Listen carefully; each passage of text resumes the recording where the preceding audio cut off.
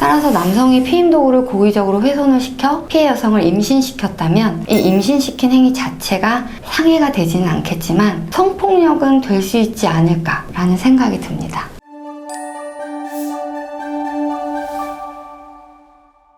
안녕하세요. 안녕하세요. 낭만로이어 서민 변호사입니다. 낭만로이어 신현승 변호사입니다. 오늘은 피해 여성의 동의 없이 피임 도구를 고의로 훼손해서 혼전 임신을 시키고 결혼까지 한 남편에 관한 사례에 대해서 신현승 변호사님과 함께 법률 이슈를 짚어보도록 하겠습니다. 사실관계를 간단히 설명을 드리면요. 피해 여성은 20대에 9살 많은 남자친구를 만나 자상하게 잘 챙겨주는 점이 마음에 끌려서 교제를 시작을 했어요. 하지만 피해 여성은 30대에 결혼을 하겠다는 확고한 계획이 있었어요. 그래서 나이 차이가 많은 점 때문에 혹시 자기 남자친구가 자기 때문에 결혼을 못하게 될까봐 헤어지자고 이렇게 몇 번이나 이야기를 했습니다. 하지만 남자친구는 너랑 결혼하려고 만나는 거 아니다. 사귀다 보면 너도 결혼 생각이 들 수도 있고 결혼은 그때 하면 된다 라고 잘 설득을 해서 결국 교제를 이어갔습니다. 피해 여성이 결혼을 늦게 하겠다고 결심한 데 다 이유가 있었거든요. 부모님이 일찍 이혼을 하셔서 어린 남동생을 거의 엄마처럼 돌보느라고 어린 시절에 하고 싶었던 걸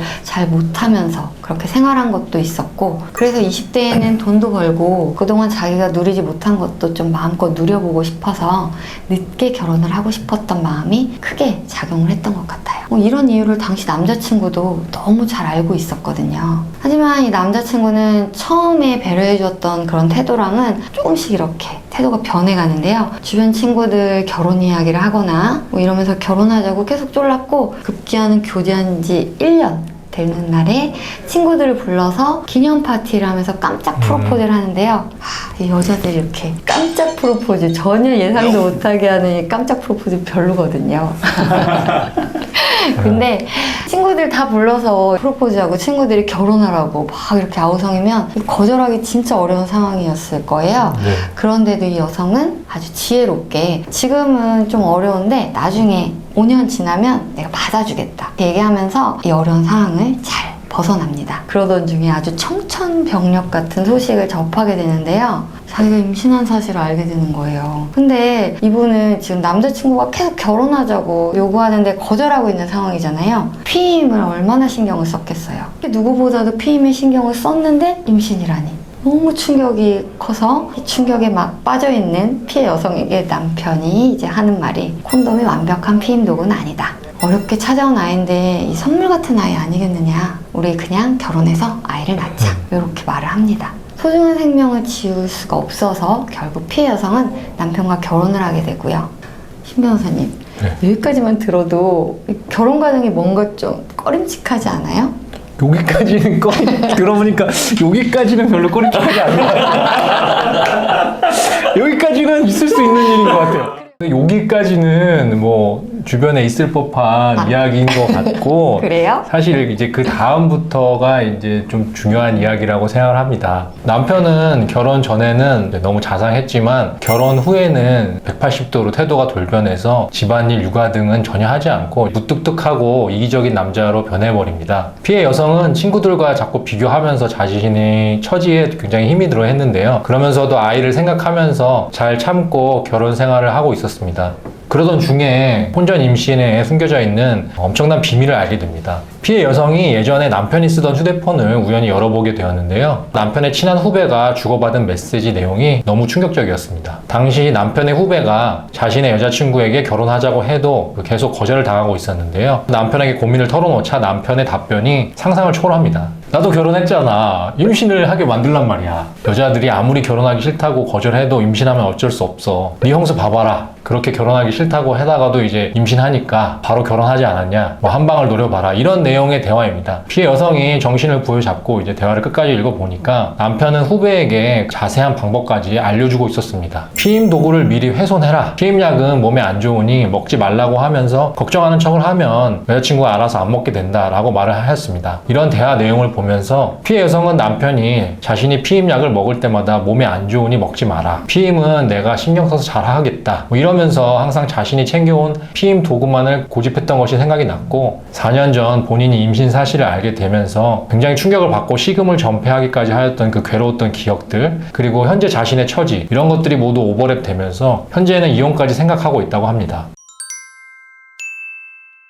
신 변호사님, 근데 이 정도면 법적으로 문제될 만한 상황 아닌가요? 그러나 이제 우리나라 현행법 및 대법원 판례에 비춰보면 일단 성행위 자체에는 동의가 있었기 때문에 피임을 한다고 했다가 속이고 일을 하지 않았다고 하더라도 도덕적으로 비난을 하고 민사상 손해배상 청구는 가능할 수 있을지만 형사상으로 성범죄로 처벌되기는 어려워 보입니다. 다만 이혼 사유는 충분히 될 것으로 생각됩니다. 이 정도면 부부 사이에 신뢰를 완전히 무너뜨린 정도에 해당하기 때문에 민법 840조 6호 혼인을 계속하기 어려운 중대한 사유가 될 수 있습니다. 저는 우리 현행법이나 대법원 입장과는 조금 다른 생각을 해봤는데요. 피임은 피해 여성 입장에서는 자신의 몸을 지키기 위한 아주 중요하고 꼭 필요한 방법입니다. 특히 피해 여성이 자신의 몸을 지키기 위해서 피임을 하고 있는데 남성이 피임은 내가 할 테니까 너는 피임을 하지 않아도 된다 라고 해서 이러한 조건 하에 성관계를 가졌다면 이 조건은 반드시 지켜져야 하는 것입니다. 따라서 남성이 피임 도구를 고의적으로 훼손을 시켜 피해 여성을 임신시켰다면 이 임신시킨 행위 자체가 상해가 되지는 않겠지만 성폭력은 될 수 있지 않을까라는 생각이 듭니다. 이런 생각이 제 개인적인 생각은 아니고요. 다양한 외국의 판례, 입법례 등이 있습니다. 신 변호사님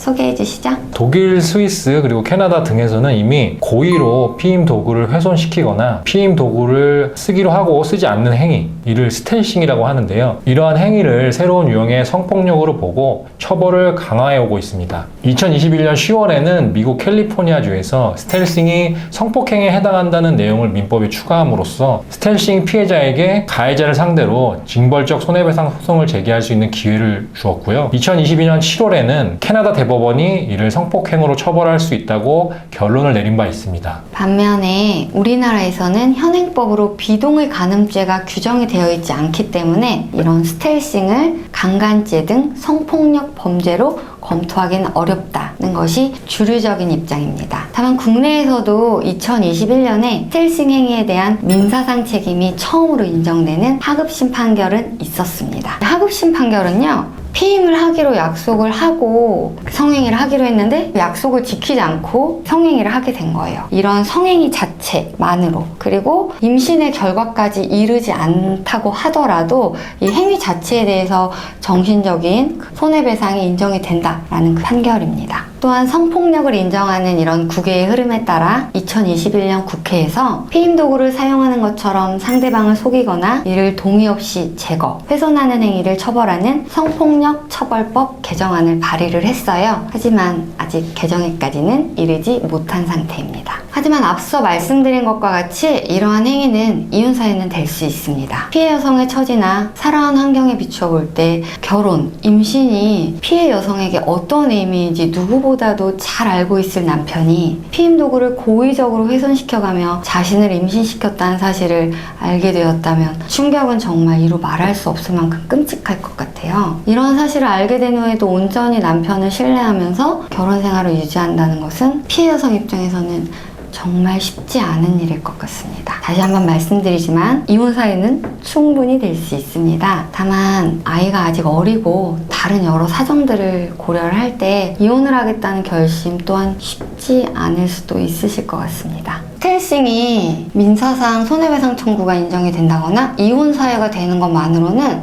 좀 여성들에 대한 보호가 부족한 면이 있는 것 같아요. 그래서 우리나라도 국제적인 흐름에 발맞춰서 여성들의 성적인 자기결정권을 조금 더 보호하는 그런 방향으로 개선이 되었으면 하는 바람입니다.